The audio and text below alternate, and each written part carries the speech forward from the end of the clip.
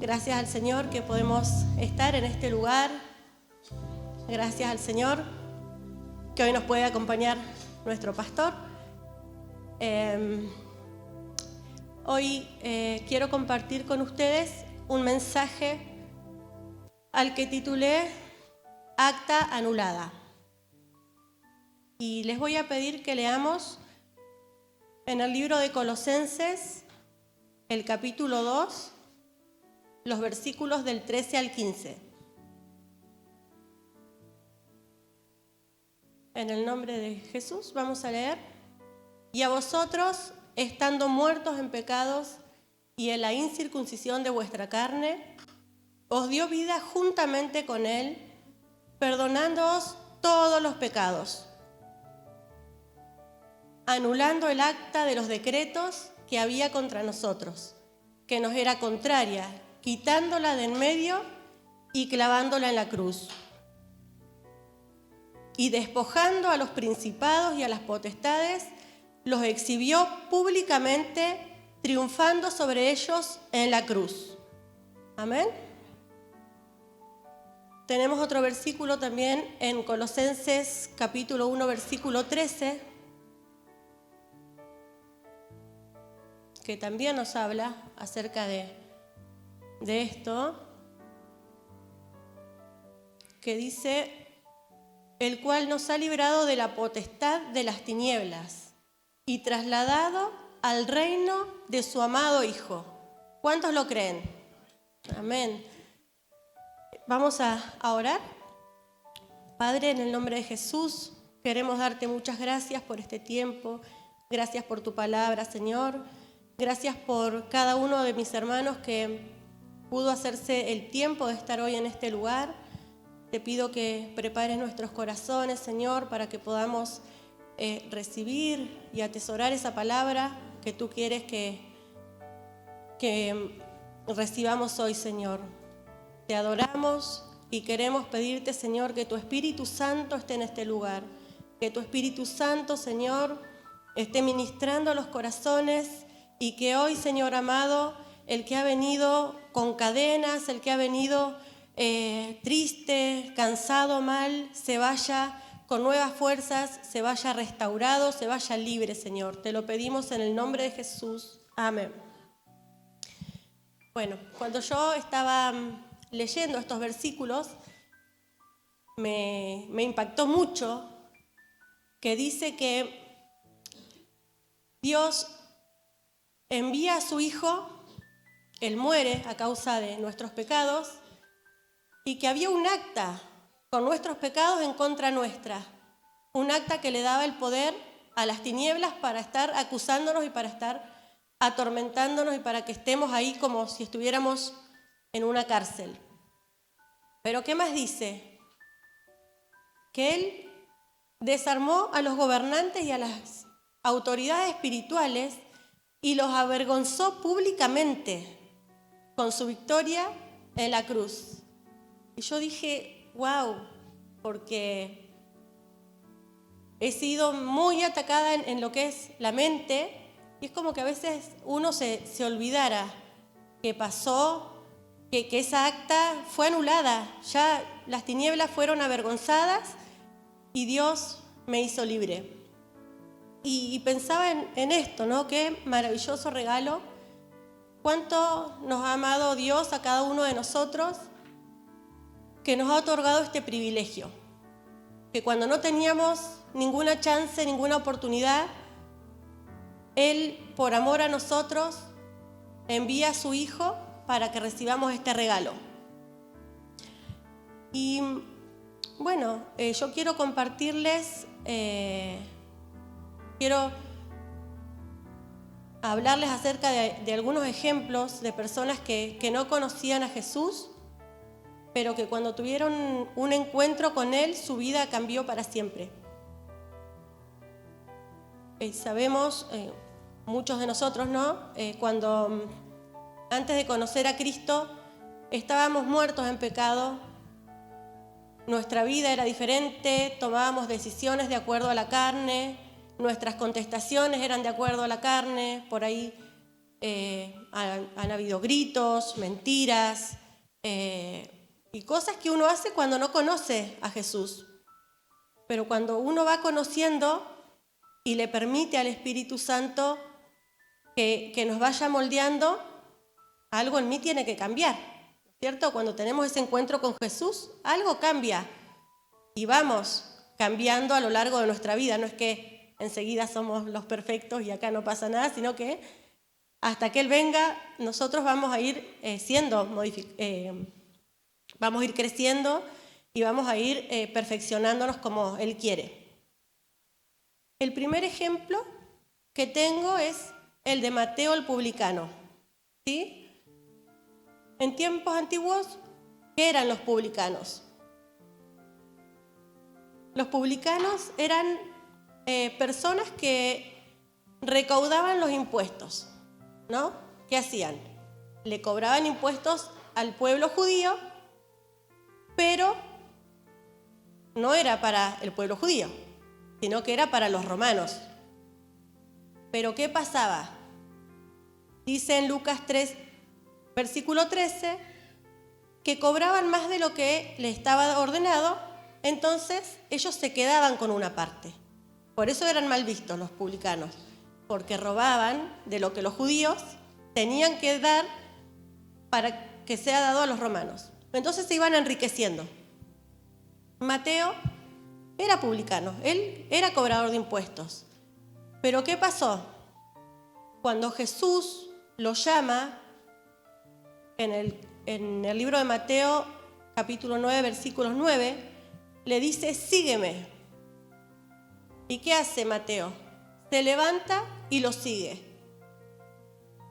Para seguir a Jesús, ¿qué pasó? Tuvo que dejar su antigua vida, tuvo que dejar su trabajo, tuvo que dejar sus antiguas amistades, tuvo que dejar de robar. ¿Para qué? Para seguir al Maestro. Tomando esa decisión, él tuvo la oportunidad de ver milagros, de escuchar lo que Jesús decía, de vivir cara a cara con el Maestro. Fue un cambio tremendo el de Mateo. Otro ejemplo es el de Zaqueo. Zaqueo también era un publicano, él era jefe de los publicanos. También recaudaba impuestos, también se enriquecía, también era ladrón. Pero ¿qué pasó? Cuando Jesús llega a Jericó y va pasando, le dice a Zaqueo que se dé prisa, porque es necesario que hoy pose en su casa. ¿Cuál es la reacción de Zaqueo? Zaqueo se pone en pie y le dice al Señor, he aquí, Señor, la mitad de mis bienes doy a los pobres, y si en algo he defraudado a alguno, se lo devuelvo cuadruplicado. Imagínense lo tremendo que fue ese encuentro con Jesús. Ustedes pueden ver o conocer testimonios de personas que han robado y que, bueno, yo dejo de robar, pero no voy a ir a devolver todo lo que robé. Sin embargo, este hombre tiene un encuentro tan fuerte que él dice que va a darle a los pobres la mitad de lo que él tiene y que si alguno ha defraudado se lo va a devolver cuadruplicado. Esto sí, si no es Jesús, no hay otra manera. Y por último, quiero dar como ejemplo al endemoniado gadareno, que se encuentra en Lucas 8, los versículos 26 al 39, y ahí está la historia. Resumiendo un poquito, el endemoniado era un hombre de la ciudad que había estado endemoniado durante muchísimo tiempo. Él vivía en los sepulcros, no se vestía, no se juntaba con nadie, era solo, pero esta era a causa de los demonios que él tenía.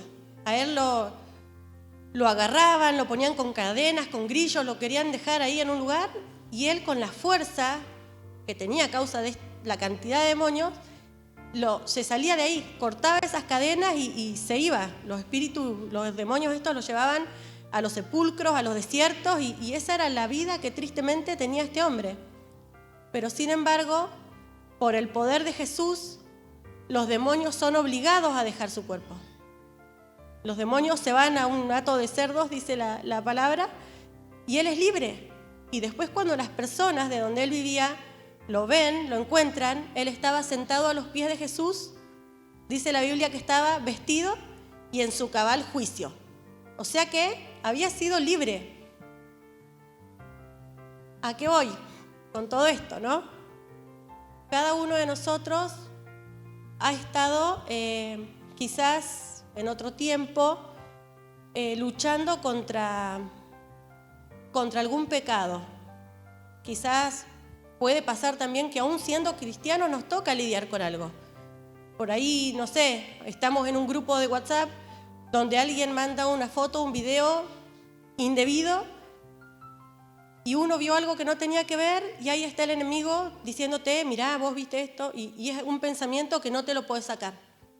Hay veces que, no sé, antes, en el pasado, pudimos haber ocultado algo muy grande y hoy nos estamos culpando.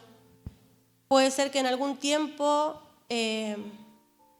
hayas tenido el pensamiento o hayas llegado, no sé, a practicar algún aborto o aconsejado a alguien mal a que lo hiciera.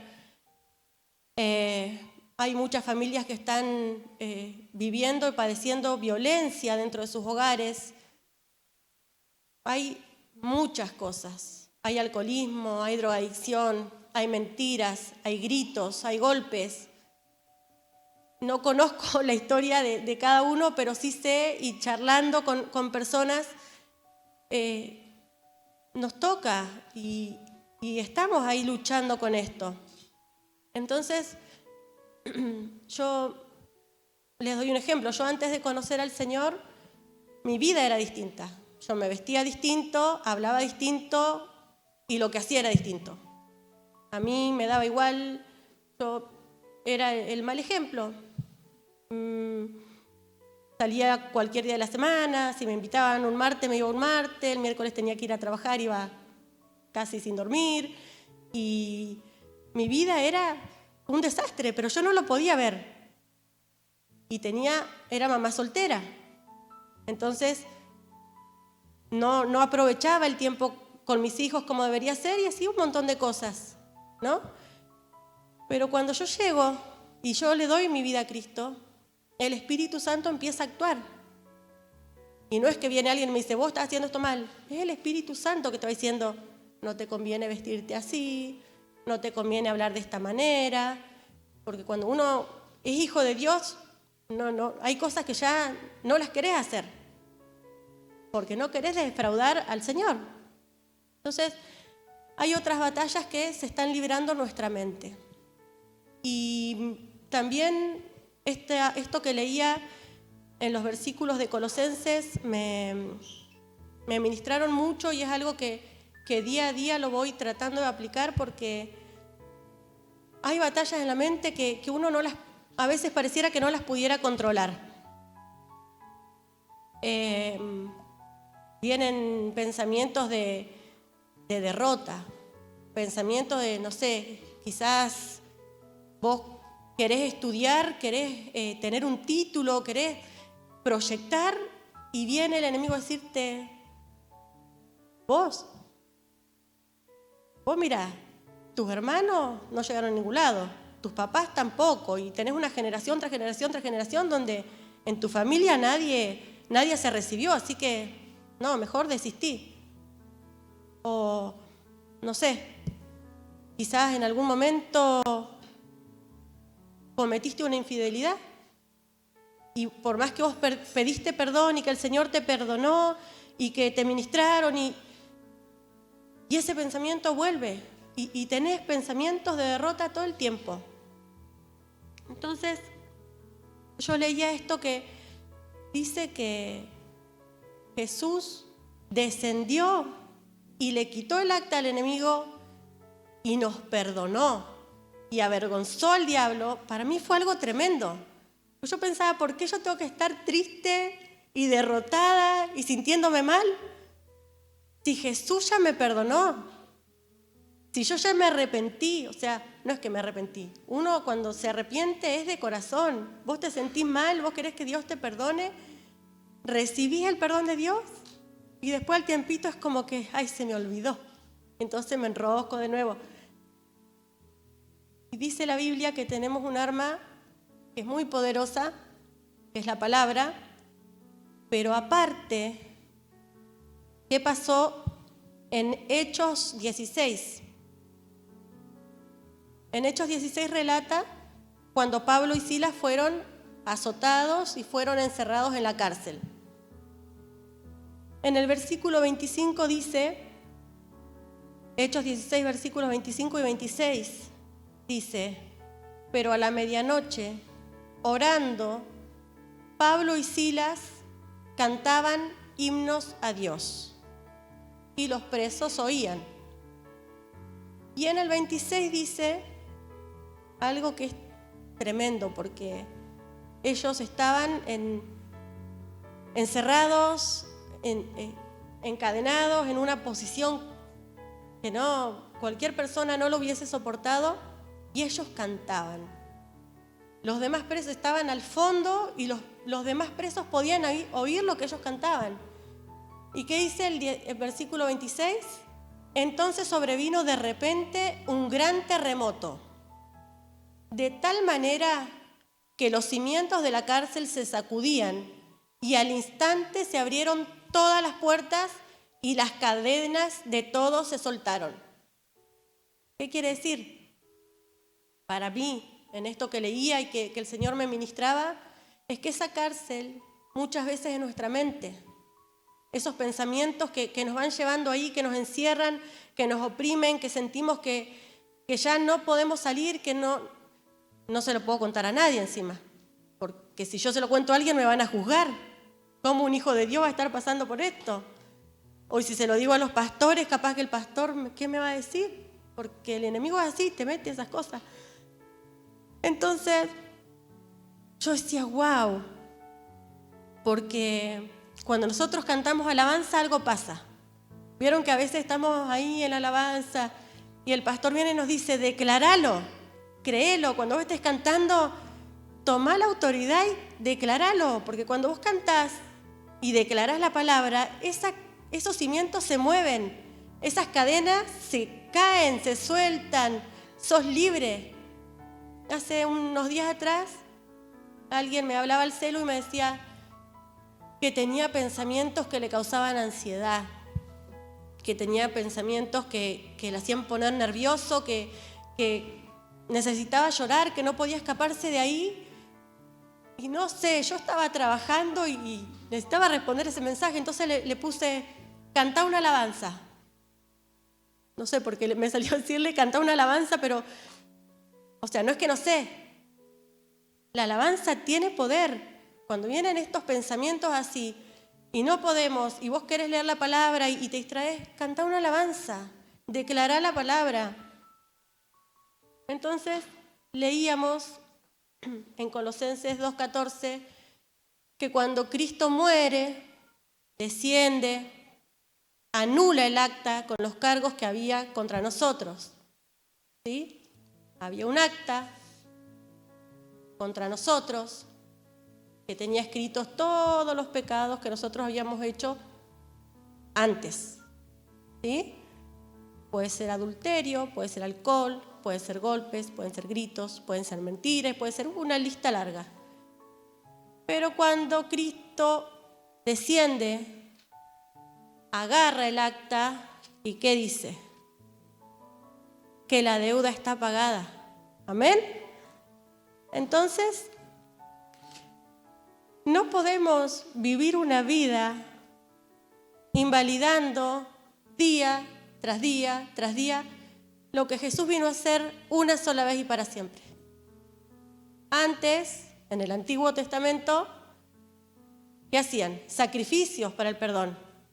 Y no es que Cristo viene, muere este año y el año que viene vuelve de nuevo y vuelve a morir y el año que... No, una vez para siempre. Entonces, declará la palabra. Si no podés, cantá una alabanza. Si no podés, pedirle a un hermano, un pastor que te ayude a cantar una alabanza, pero no podemos estar con ese pensamiento de derrota porque no es de Dios. Dios no nos hizo así. Entonces, a mí me gusta pensar en que Cristo avergonzó las tinieblas en la cruz. Es como, wow. ¿Sabes por qué? Porque lo hizo por vos, por mí. Que no merecíamos nada, no teníamos chance y Jesús viene, muere, paga nuestra deuda y nos hace libres. Amén. Quiero leer en Efesios el capítulo 2, los versículos del 1 al 7.